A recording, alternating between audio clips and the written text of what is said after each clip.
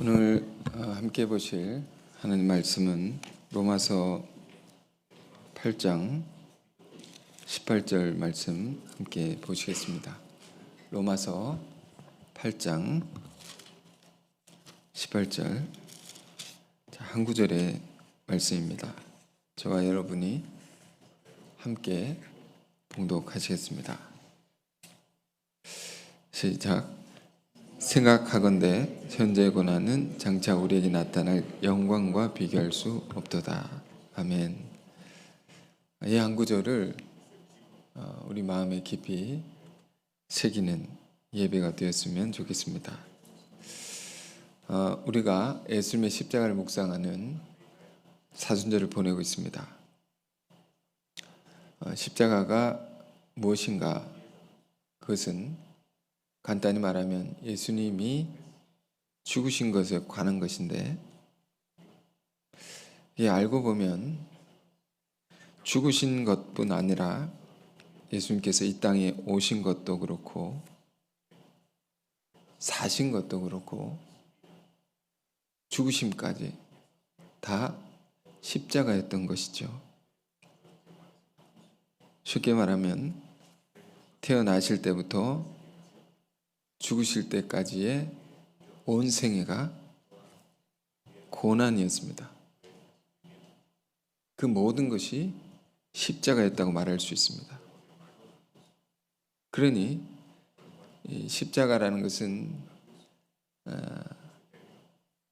한 분 주님의 너무도 한스러운 인생에 관한 것인데, 자, 우리는 그것을 하나하나 살펴보는 그런 기간을 가고 있습니다. 그런데 그것과 오늘의 내가 무슨 관계가 있는가? 이것이 연결되지 못하면 예수님의 십자가와 나는 관계가 없어지는 겁니다. 나와 무슨 관계가 있느냐? 사도 바울은 예수님의 십자가를 정말로 가장 깊이 이해했던 사람이라고 할 수 있습니다. 신약 성경의 절반 이상이 그가 기록한 편지들인데요, 우리는 이 사도 바울이 전하는 예수님의 십자가의 의미, 그 해석을 우리가 읽고 받아들이는 것입니다. 그것이 우리 기독교의 교리로 자리 잡아서 우리 신앙을 굳건히 붙들어주고 있는 것입니다.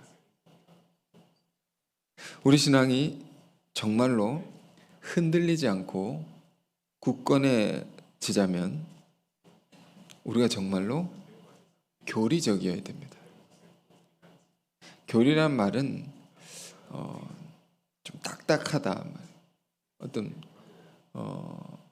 어떤 나라에서는 이게 독선적이다, 이런 의미로까지 부정적으로 쓰여지기도 하는데, 그러나 정말 우리는 교리적이어야 됩니다. 우리가 믿는 바 성경의 가르침이 교리인 것인데, 그것을 분명하게 깨닫고 우리 신앙의 중심, 뼈와 같이 그것이 서 있어야 됩니다. 그래서 마치 무엇과 같은가 하면, 우리의 몸을 보면 뼈가 있고 살이 있습니다. 뼈가 먼저 있고 그 다음에 살이 있는 것이죠. 뼈가 없으면 어떻게 됩니까? 우리는 이렇게 서 있을 수 없습니다. 지탱될 수 없습니다. 바다의 그 연체 동물처럼 아무 힘이 없이 흐물흐물 이렇게. 그처럼 우리가 정말로 하나님의 귀한 일꾼이고 귀한 도구로 쓰여지자면 바른 교리 위에 서 있어야 하고, 이 교리를 깊이 이해하고 붙들고 살아야 됩니다. 제가 오늘 왜 이런 말씀 드린가 하면, 교리를 좀 이야기하려고 합니다. 오늘은 이제 고난에 관해서, 그리스도 고난은 우리에게 어떤 의미가 있는가? 그리스도인의 고난은 또 어떤 의미가 있는가? 오늘 본문 한 구절 읽었는데 뭐라고 말하고 있습니까? 이것은 우리 예수 믿는 자들의 겪는 고난의 의미에 관해서 바울이 이렇게 말하고 있습니다. 우리가 겪는 고난은 미래에 비교할 수 없는 영광을 가져다 주는 것이다. 그런 고난이라는 겁니다. 우리가 겪는 고난이 나중에 이것이 엄청난 영광이 되는 것이다라는 겁니다. 여러분, 이것을 우리가 진정으로 이해할 때만이 주님이 걸으신 고난을 길을 우리도 갈 수 있는 것이고, 그 고난을 넉넉히 이길 힘을 얻게 되는 것입니다. 사도 바울은 고린도 후서 1장에 자신이 겪는 고난의 의미에 관해서 이렇게 말했습니다. 그는 어느 정도의 고난을 겪었는가, 이 고린도전서 1장에 다 이제 얘기를 하는데요. 마치 사형 선고를 받은 사람처럼 죽을 것 같이 힘들었다, 이렇게 고백합니다. 다르게 또 죽고 싶을 정도로 힘들었다. 우린 사도 바울이라는 사람 안에 이런 세계가 있다는 것은 참 감사한 일입니다. 그 위대한 사람도 매우 솔직하게 말한 것입니다. 하나님의 그 엄청난 역사를 이루었던 이 바울 사도 안에도 그렇게 힘든 것이 있었구나. 그런데 이 힘든 것을 어떻게 극복해냈느냐라는 것을 이제 편지에 남긴 것이죠.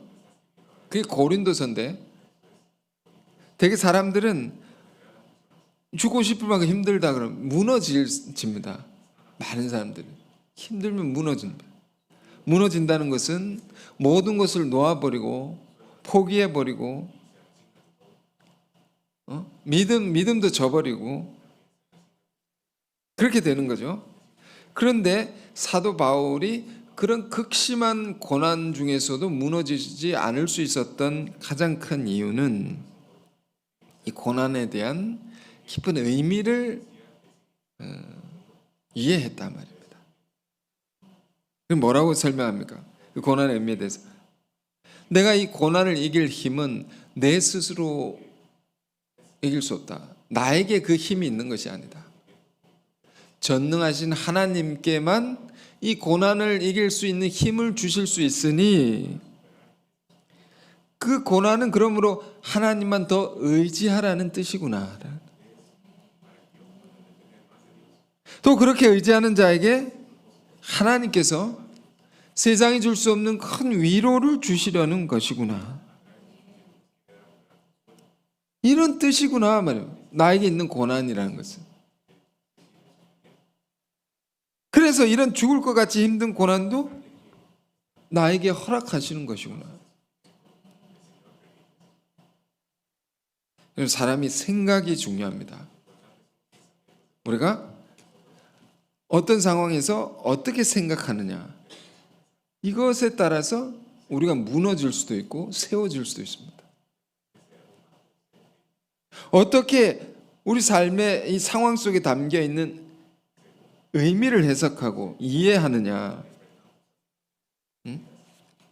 이것에 우리가 죽느냐 사느냐 결정이 됩니다. 그렇게 말해도 과언이 아닙니다. 최근에 유명한 소통 강사라는 분이 강연을 하는데 많은 사람들이 위로를 받고 힘을 얻는 것을 보았습니다. 우리 성도님들 중에도 그거 팬이라는 사람도 있더라고요. 그분이 하는 말이, 강연이 성경의 깊은 뜻을 풀어내는 것은 아니지만 보통 사람들이 누구나 쉽게 받아들이기 쉬운 그런 언어가 따뜻하더라고요. 따뜻한 언어로 우리가 겪는 삶의 어려움, 갈등, 그런 문제들을 어떤 자세로 대해야 돼, 어떻게 이해하고 가면 좋을지, 그런 것을 많은 강연으로 얘기하는 것 같더라고요. 제가 10몇 년 전에 이제 청년 목회자 모임을 갔었는데, 여러 목사님들이 계셨는데 그때 강연을 하신 분이 그분이었습니다. 굉장히 슬픔을 얘기하는데 웃음을 주더라고요. 아, 이게 뭐지? 그런데 성가대 지휘하셨던 분이었습니다. 어느 교회, 가까운 교회입니다. 성북교회. 지금 어디 계신지 모르겠지만 유명해지셨더라고요. 하여튼 여러분, 우리에게는 무엇이 있습니까? 우리 삶의 어려움, 고난을 이기게 하는 무엇이 있습니까? 우리에게는 하나님 말씀이 있습니다. 기독교는 고난의 종교라고 할 수 있는데, 그 성경을 우리가 계속 읽다 보면 다 고난에 관한 이야기입니다. 사실은 대부분이. 그러면 고난의 의미에 관한 너무도 깊은 세계를 여러 가지 면으로 우리에게 설명해 주고 있습니다. 그래서 여러분, 힘들거든 다른 데에서 그 답을 찾을 수도 있지만 성경을 많이 읽기를 원합니다. 여기에 답이 있습니다. 우리는 정말로 예수 믿지 않는 사람들보다 고난을 더 잘 이길 수 있는 엄청난 힘과 무기를 가질 수 있다고 말할 수 있습니다. 자, 그런 말씀들을 오늘 쭉 보기를 원하는 것인데, 다른 부분 성경을 또 보겠습니다. 고난의 의미에 관해서. 이건 여러분 또 너무 잘 아시는 말씀일 텐데, 로마서 한번 보죠. 로마서 5장 3절 4절입니다. 로마서 5장 3절 4절. 자, 두 구절인데 함께 읽어보실까요? 시작. 다만 이뿐 아니라 우리가 환난 중에도 즐거워하나니 이는 환난은 인내를, 인내는 연단을, 연단은 소망을 이룬 줄 알미로라. 아멘. 로마서 5장의 말씀입니다. 로마서 5장은 구원받은 자들이, 의롭다함을 받은 자들이 누리는 기쁨, 누리는 특권에 관해서 말하고 있습니다. 그 중에 이런 특권이 있다는 겁니다. 환난 중에도 즐거워할 수 있다. 그 이유가 뭘까요? 이 환난의 의미를 우리가 알기 때문이라는 겁니다. 그 의미는 무엇이냐 말입니다. 이게 말해주고 있습니다. 환난은 우리를 인내하게 만든다. 잘 참는 법을 가르쳐 준다는 겁니다. 잘 참지 못하다가 힘들면 안 참을 수 없죠. 억지로라도 참게 되죠. 참는 법을 배우면서 그 참으면 우리를 또 연단을 시켜준다. 이 연단시켜준다는 것은 마치 이런 것 같습니다. 이제 쇠로 만든 연장을 만들 때 대장간에 가면 뜨거운 물에 이 쇠덩어리를 집어넣었다가 뺍니다. 빼가지고 원하는 모양대로 한참 두들깁니다. 두들겨 팹니다. 빼가지고 그리고 나서 또 집어넣었다. 마음에 안 든다 하면 또 집어넣었다가 또 빼가지고 한참 두들기고 마음에 들 때까지 집어넣었다가 두들기는 겁니다. 이런 과정을 연단이라고 합니다. 우리가 잘 참으면 이런 연단이 된다는 겁니다. 그리고 나면 어떻게 되느냐? 가장 훌륭한 모습으로 가장 멋있는 하나님의 도구로 빚어져 나온다면 이게 소망이라는 겁니다. 그러니 환난은 결국 소망을 이루는 줄을 알기 때문에 우리 믿는 자들은 환난 중에 즐거워할 수 있다. 고난이, 환난이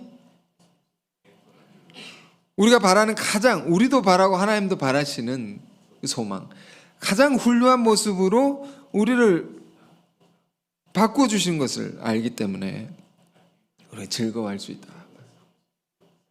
여러분, 어려움이 오거든 이 말씀이 생각나길 원합니다. 참 놀라운 말씀이죠. 근데 이 말씀이 어떻게 나온 말씀이겠습니까? 사도 바울의 놀라운 신앙의 고백입니다. 바울이 주님이 걸어가신 길을 그도 걸어가면서 겪게 된 많은 어려움들을 이제 만나고 거치면서 나중에 돌아보니 그걸 깊이 생각해 보니 그때 힘들었던 것이 나를 이렇게 바꾸었던 것이구나. 나를 참게 했고 나를 연단시켜줬고 그렇게 괴로웠던 것이 나를 이렇게 멋있게 변화시켜 주신 것이구나 말입니다. 이걸 현재 적은 것입니다. 그러니 예수 믿는 자들이 겪는 고난은 저주가 아니다 말입니다. 저주가 아닙니다. 피하고만 싶은 괴로운 일이 아닙니다. 오히려 정말 유익한 것이라는 것을 우리가 정말 알길 원합니다. 유익한 것이고 또 필요한 것이다. 이 사람들이 우리 인간이 다 부족하지 않습니까? 우리 다 문제가 많지 않습니까? 그러므로 우리가 연단이 필요한 것이 아니겠습니까? 저도 이런 걸 많이 느끼는데 요즘에 한 세월을 좀 돌아보니까 사실 저도 후회되는 일이 많습니다. 내가 왜 그때 그렇게 했을까? 왜 그때 그 말을 했을까? 그렇게 하지 않았더라면 이런 것이 돌아보다 보니 적지 않은 것입니다. 그러면서 여러 일들 겪으면서 힘든 것도 있었고 어떤 경우는 상처받기도 하고 저도 상처를 받습니다. 여러분도 받으시지만 그러면서 이게 뭐냐 힘들면 자신이 생각을 하게 되지 않습니까? 이게 인내하게 하신 거구나. 이게 날 연단하신 거구나. 뜨거운 불에 집어넣었다가 막 끄집어내고 두들겨 맞게 하시고 그리고 나서 나를 이전보다 더 낫게 빚으신 거구나. 그러니까 이런 사도 바울의 말씀이기 때문에 내 삶이 해석이 되지 않습니까? 해석이 된다. 이해하게 된단 말이에요. 우리가 그러므로 이 늘 로마서 하는데 우리 교회는 그만큼 소중한 말씀이고 우리 이 로마서를 정말로 이 교리적인 가르침들이 이렇게 가득한 이 말씀이라고 해서 어려울 수도 있고 그런데요. 이걸 정말로 깊이 있게 이해하면 멋있는 사람이 되는 겁니다. 특히 로마서 1장에서 8장까지는 구원에 관한 가르침이라고 있습니다. 구원이 뭐냐라고 하면 이 로마서 8장까지를 깊이 우리가 공부하고 이해해야 되는 것이죠. 크게 보면 세 가지입니다. 칭의, 성화, 영화죠. 많이 공부해서 이게 무슨 말인지 압니다. 그러니까 죄 많은 인간이 이 구원이라는 것은 죄 많은 인간이 어떻게 하면 그리스도의 형상을 닮은 인간으로 바뀌어질 수 있는가라는 것입니다. 우리가 예수 믿고 구원받으세요. 여기서 말하는 구원의 의미는 칭의를 가리키는 겁니다.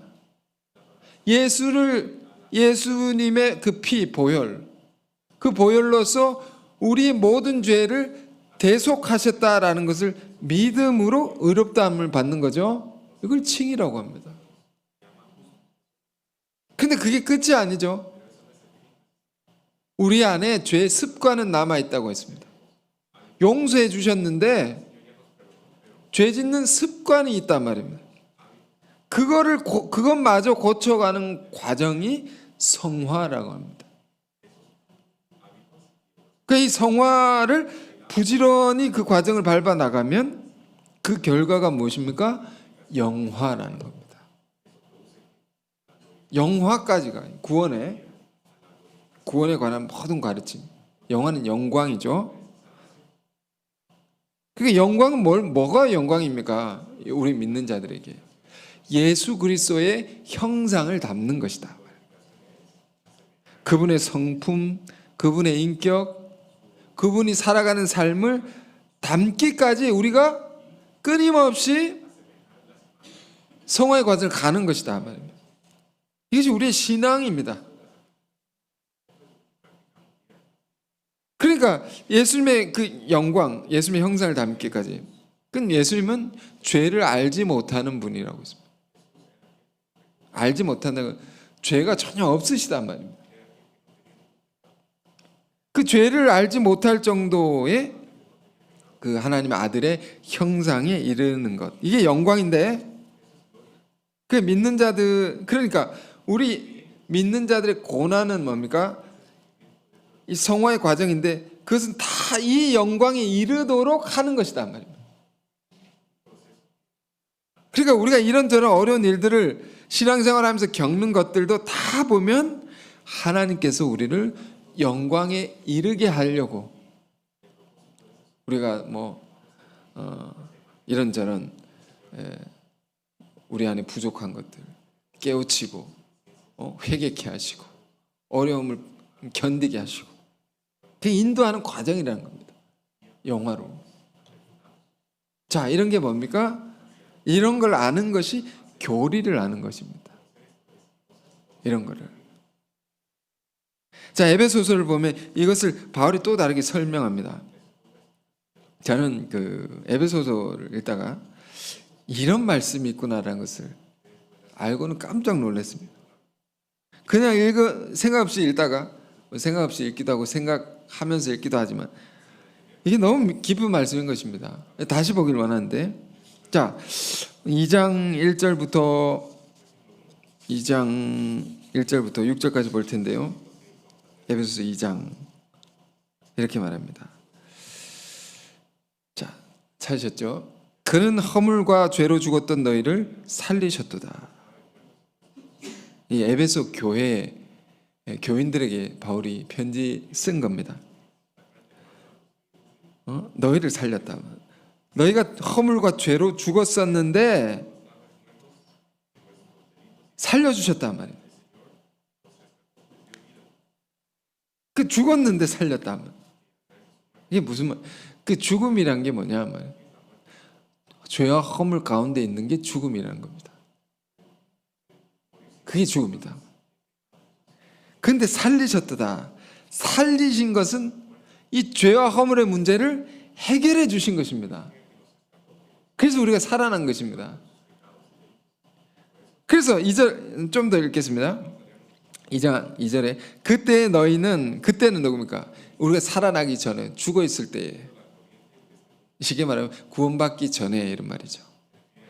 그때 너희는 그 가운데서 행하여 이 세상 풍조를 따르고 공주의 권세 잡은 자를 따랐으니 곧 지금 불순종의 아들들 가운데 역사하는 영이라. 자, 우리가 이랬다는 겁니다. 세상 풍조를 따르고, 세상 풍조가 뭐겠습니까? 세상 문화를 가리키는 겁니다. 요즘의 말로 죄악된 문화를 가리키는 겁니다. 그것을 우리가 따라 살았다. 요즘 우리는 문화를 어떻게 접하고 있습니까? 미디어를 통해 접하죠. 여러분, 미디어에 너무 빠지면 세상 풍조를 따라갑니다. 따를 뿐만 아니라 뭐라고 말하고 있습니까? 공중의 권세 잡은 자라고. 뭡니까? 누굽니까? 마귀죠. 사단입니다. 그를 또 따라간단 말입니다. 그 마귀의 사단은 어떤 존재냐 하면 불순종의 아들들 가운데서 역사하는 영이다 말입니다. 이런 영이라는 겁니다. 불순종의 아들 가운데 하나님의 뜻을, 하나님의 말씀을 불순종하게 하는 영이다 말이에요. 마귀가 그걸 따른다 말입니다. 그 우리가 세상 풍조에 빠져버리면 순종을 안 합니다. 세상 풍조의 영향을 받으면 이렇게 된다는 겁니다. 그러니까 이제 우리가 미디어가 굉장히 중요하다는 것을 다시금 생각해야 됩니다. 요즘 여러분, 지난주부터 우리 교회는 로마서 교재 읽기를 시작했습니다. 이거 왜 하느냐 하면 마음으로 동의하지 않는 분도 계실 수 있습니다. 나는 이거 읽는 거 익숙하지 않다고. 익숙하지 않다고. 이런 게 맞지 않다. 난 말하는 걸 좋아하지. 그런 분도 계실 수 있습니다. 뭐 힘든데 억지로 하실 필요는 없습니다. 그런데 여러분, 성경도 읽는 거죠. 성경도 읽는 겁니다. 기록된 계시의 말씀을 듣는데, 기록된 계시의 말씀 읽음으로 우리가 듣는 겁니다. 하나님의 말씀 계속 읽어야 되는 거죠. 읽음으로 듣는 겁니다. 이건 나중에 하려고 생각하고 있습니다. 성경만 그냥 계속 읽는 통독 모임. 이것도 자발적인 참여자 분들과 함께 할 겁니다. 계속 읽어야 된단 말입니다. 왜냐하면 다른 걸 보고 있으니까 이걸 어떻게 우리가 이길 수 있느냐 말입니다. 계속 하나님의 말씀 읽어야 됩니다. 들어야 된단 말이에요. 여기에 노출을 더 많이 시켜야 된다. 유대인들이 여러분, 왜 오늘날 유대인들이 왜 세계의 경제와 문화, 지혜 이런 분야의 모든 분야의 최상위 집단에 있느냐 말이에요. 유대인들이 오늘날도. 그게 어디로부터인 거냐? 무엇 때문이냐? 이 사람들은 여러분도 아시다시피 하나님의 말씀을 모여서 회당, 시나고그에서 말씀을 계속 읽습니다. 서로 모여서 말씀을 읽습니다.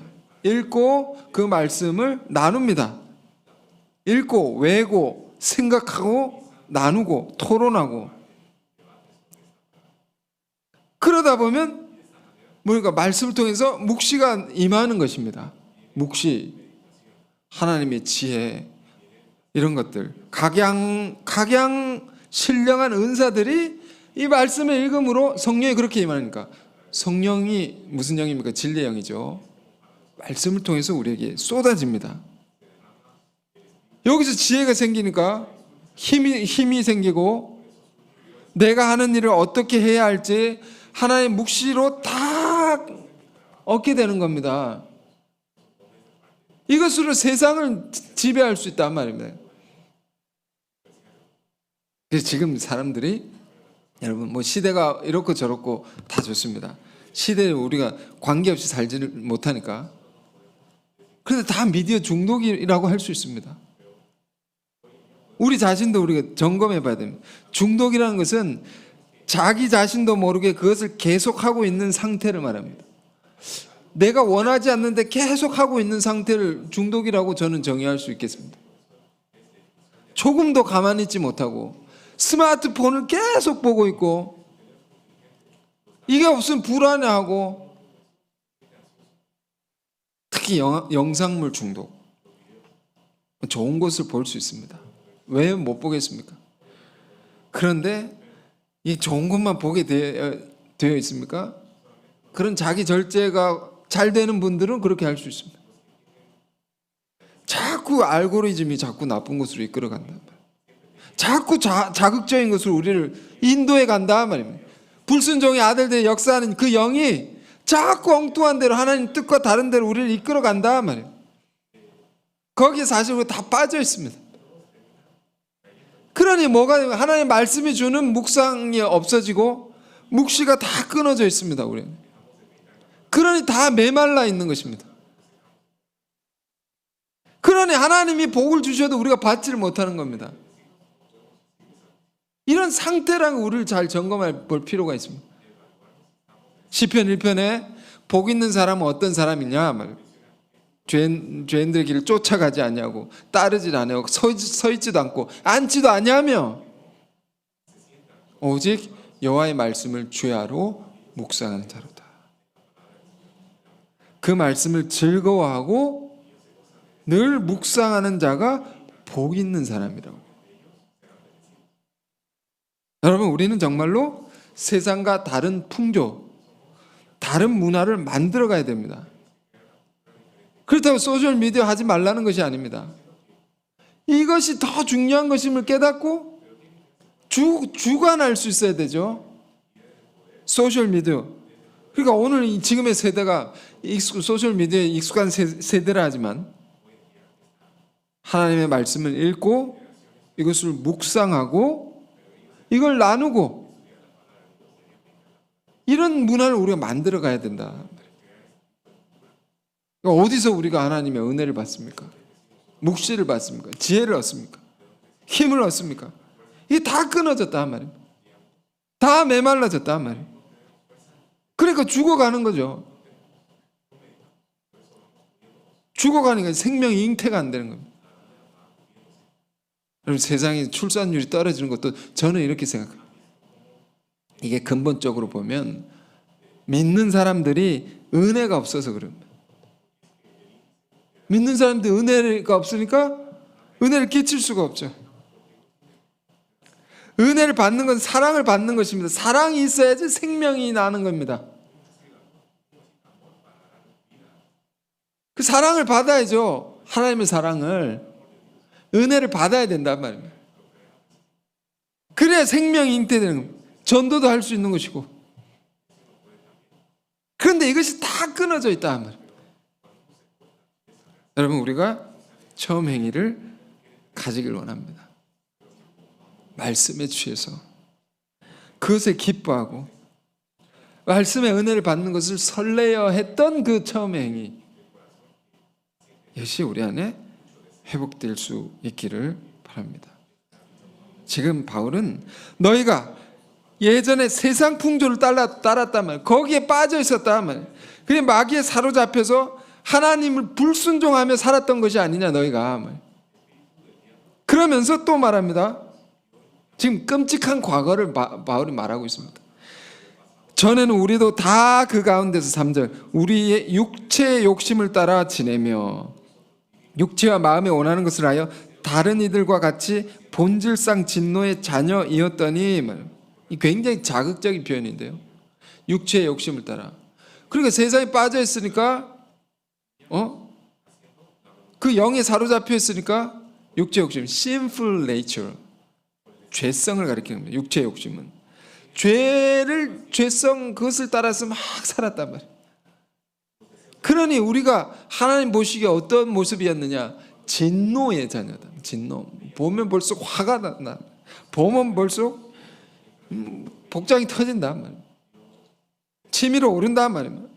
내가 어떻게 너를 기르고 낳고 길렀는데 말이에요. 자녀를 어떻게 낳고 길렀는데 말이에요. 네가 어떻게 이럴 수 있느냐 말이에요. 하나님 분노를 부르는 우리였다. 이게 우리였단 말입니다. 그런데 바울이 얼마나 편지를 쓰는 것을 보면 정말 은혜롭습니다. 끔찍한 걸 다 드러내놓고 그런 우리를 하나님은 어떻게 하시냐 이렇게 말합니다. 긍휼이 풍성하신 하나님이 우리를 사랑하신 그 큰 사랑을 인하여 하나님이 큰 사랑을 우리에게 베푸셨다. 그게 뭐냐? 허물로 죽은 우리를 그리스도와 함께 살리셨고 너희는 은혜로 구원을 받은 것이라. 이 주어가 누굽니까? 하나님입니다. 하나님이 우리를 살리셨다고. 죽어있던 우리를 누구를 통해서? 그리스도를 통해서. 근데 잘 보십시오. 우리 그리스도와 함께 살리셨다 말이에요. 이게 은혜로 구원받은 것이라. 그리스도와 함께. 이 구절 볼 때 제일 중요한 단어는 함께라고 있습니다. 함께. 갈라디아서 2장 20절에도 그런 말씀이 있었습니다. 내가 그리스도와 함께 십자가에 못 박혔나니. 그리스도와 함께 못 박혔다.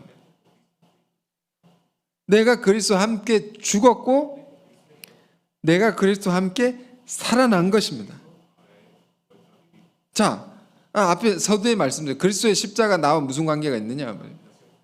이 함께를 이해해야 됩니다. 그의 죽으심과 다시 사심이 부활하심이 나와 무관한 게 아니다 말입니다.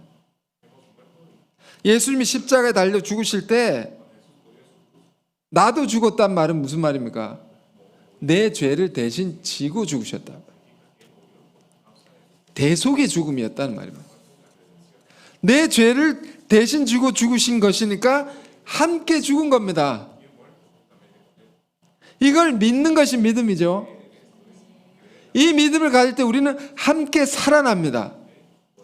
주님의 부활이 나의 부활이 되는 겁니다. 주님이 다시 사신 것이 나와 깊은 관계가 있게 되는 겁니다.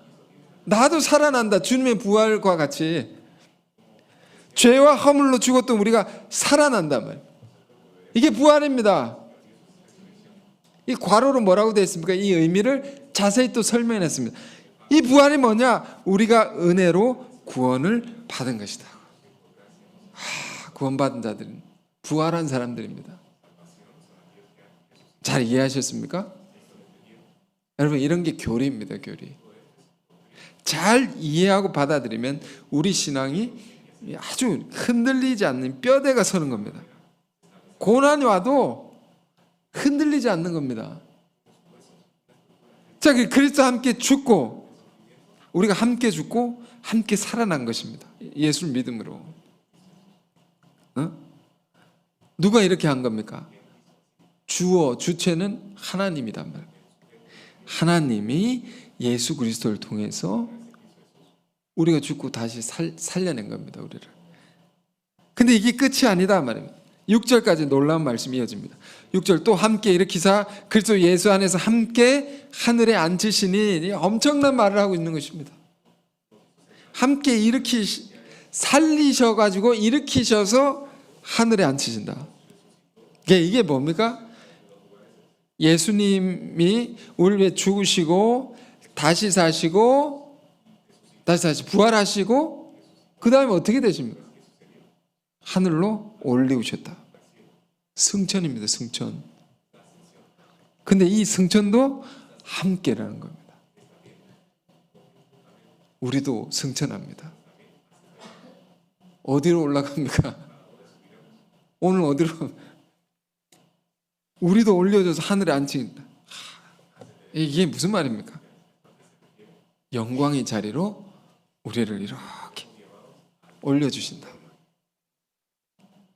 찬송가 가사 중에 이런 가사가 있습니다. 저 높은 곳을 향하여 날마다 나아갑니다. 저 높은 곳을 향하여. 우리의 삶은, 자 보십시오. 우리의 삶은 끊임없이 낮은 곳으로 가야 합니다. 주님이 걸어가신 그 길이 그렇기 때문에. 근데 그 낮은 곳으로 가다 보면 우리를 끊임없이 또 높여주는 것입니다. 하나님께서. 이게 크리스찬의 삶입니다. 삶. 이 교리는 우리의 삶을 가르쳐주고, 그런 것이구나. 자꾸 낮은 곳으로 가면, 주님의 길을 따라가면 자꾸 높여주시는 거구나. 하늘에 앉히신다. 그래가지고 저 높은 곳. 이게 영광입니다. 주님의 영광에 우리도 함께 참여하게 하신다. 그러니까 그리 가기까지 뭐가 중요한 것입니까? 주님이 걸으신 그 길을 우리도 함께 가는 것이 중요한 것이죠. 함께라는 말. 주님과 동행하는 것입니다. 우리가 어떻게 주님과 동행할 수 있습니까? 여러분, 이런 면에서 교회 공동체라는 것은 너무 중요합니다. 공동체적인 삶에 우리가 참여하는 것은 매우 중요합니다. 왜? 교회는 그리스도의 몸이기 때문입니다.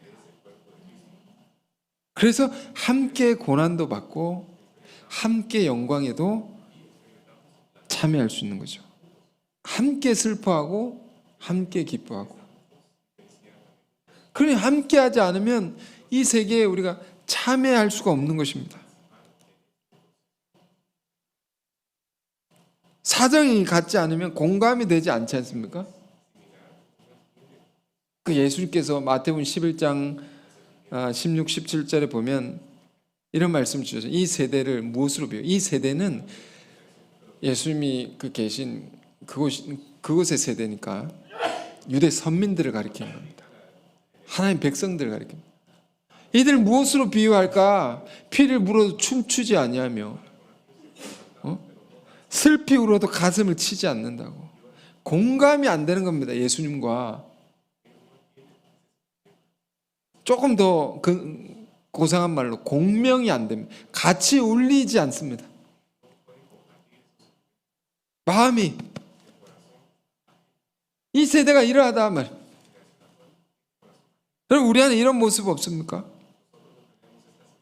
우리 교회는요, 초창기 우리의 교회는 모이기만 하면 다 같이 울었습니다. 다 같이 기뻐하고, 모이는 그 자체로 그냥 성령이 임했습니다. 다 같이 고생하고, 다 같이 기뻐하고, 고생한 것으로 얻은 결실에 다 같이 기뻐하고, 동고동락을 한 것이죠. 그 힘으로써 오늘의 이 세계적인 교단을 이룬 것이라고 생각합니다. 그 힘입니다. 그 힘. 지금 함께라는 말, 누가 함께입니까? 본문을 보면 예수 그리스도와 함께입니다. 그분과의 연합을 의미합니다. 연합해야 된다는 말이에요. 왜 연합을 해야 되느냐? 주님과. 자, 고린도 후서에 또 이런 말씀인데요, 고린도 후서 5장 15절 5장 15절입니다. 자, 함께 읽겠습니다. 그가 모든 사람을 대신하여 죽으심은 살아있는 자들로 하여금 다시는 그들 자신을 위하여 살지 않고 오직 그들을 대신하여 죽었다가 다시 살아나신 이를 위하여 살게 하려 함이라. 예. 말씀을 잘 생각하면서 읽어보십시오. 그가 모든 사람을 대신하여 죽으신 것은 그 이유는 뭐냐? 예수님이 우리를 대신해서 죽으신 이유가 뭐냐? 왜 그리 하셨느냐? 그것은 우리가 우리 자신을 위해서 살지 않고 오직 주님만을 위해서 살게 하시려고, 우리를 대신해서 죽으시고 다시 사신 그 주님을 위하여 살게 하시려고, 그 주님을 본받아 살게 하시려고, 그 주님의 길을 우리도 따라가게 하려고, 주님처럼 우리도 살아가게 하려고.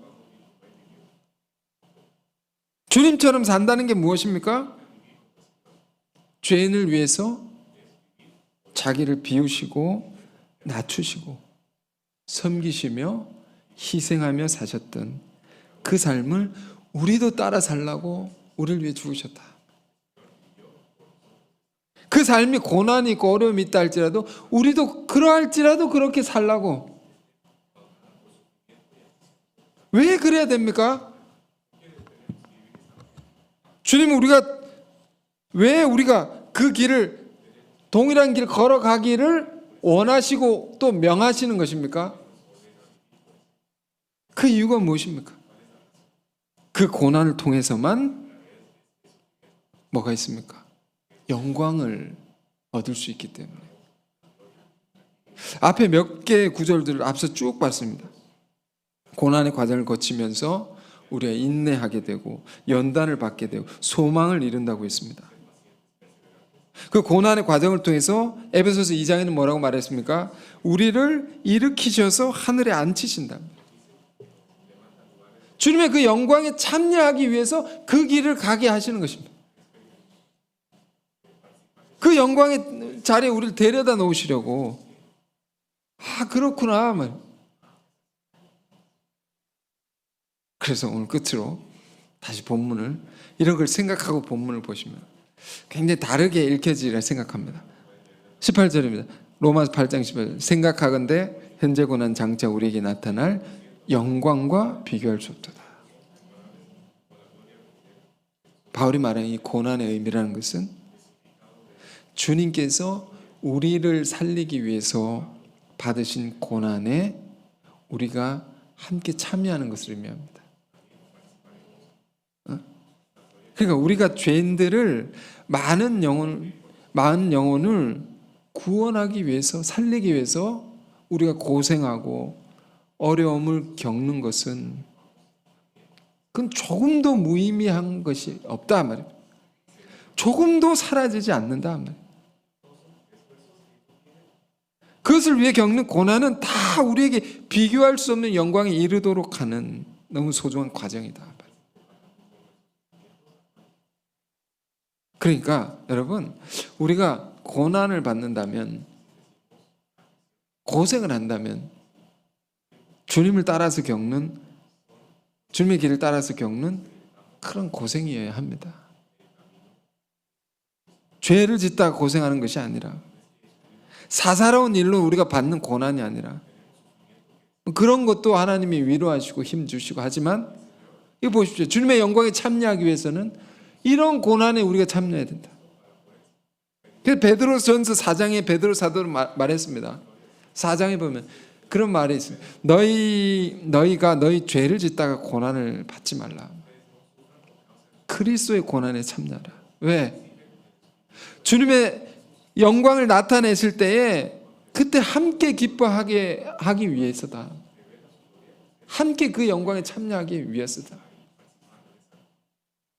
자, 우리가 우리를 구원하기 위해 받으신 주님의 고난을 깊이 묵상하고, 우리도 주님을 본받아서 많은 영 구원하기 위한 고난에 참여하는 인생이 되길 원합니다. 그 길을 걸어갈 때 그걸 통해서 주님은 장차 비교할 수 없는 영광을 우리에게 주신다는 것. 또 2장 5절에 에베소 2장 5절 말씀처럼 그리스도 안에서 함께 하늘의 보좌 옆에 앉히리니. 자, 우리가 이 말씀 깊이 마음에 새기면서 주님의 길을 더 함께 걸어갈 수 있는 저와 여러분 되시길 바랍니다. 기도하겠습니다. 은혜로우신 주님, 참으로 귀한 말씀을 우리에게 다시 주셔서 감사합니다. 그리스도께서 우리를 위해 대신 죽으신 것은 우리가 우리 자신을 위해 살지 아니하고 주님을 위하여, 주님이 우리를 위해 사신 것처럼 우리도 그렇게 살도록 하려 함이라 라고 했습니다. 우리의 삶이 우리 죄로 인한 고난이 아니라 진정 주님의 고난에 참여하는 것이 되게 하여 주옵소서. 그것을 통해서 우리 모두가 주님의 영광에 함께 참여하게 하여 주옵소서. 미래에 주실 영광은 현재 고난과 비교할 수 없다고 했습니다. 이 말씀을 따라서 우리가 가는 길 속에 고난을 넉넉히 이기게 하여 주시고, 환난 중에도 즐거워하며 주님을 따라갈 수 있는 우리가 되게 하여 주옵소서. 예수 그리스도 이름으로 기도했습니다. 아멘.